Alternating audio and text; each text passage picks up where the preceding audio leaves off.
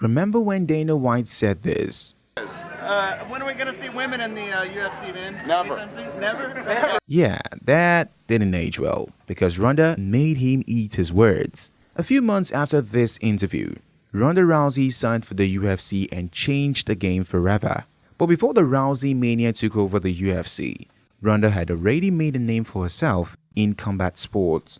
She first started her journey as a judoka, making it all the way to a bronze medal at the 2008 Olympic Games in Beijing.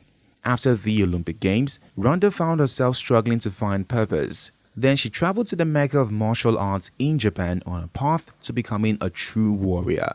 After smashing up a bunch of cans at the amateur level, she signed for Strikeforce and became the champion within a few years. At this point, Dana White was absolutely convinced that Ronda Rousey could be the face of women's MMA in the UFC. And boy, did that gamble pay off.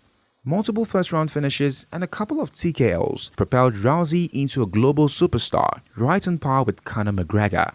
The hype was so high that she featured in interviews, magazines, talk shows, and movies.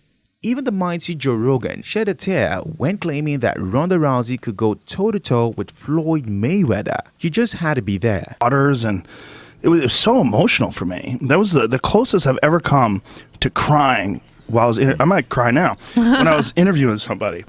It's because it was so intense, and it was also like insane levels of delusions were reached in the sport during that era. But the Ronda hype train came to a screeching halt after that head kick from Holly Holm.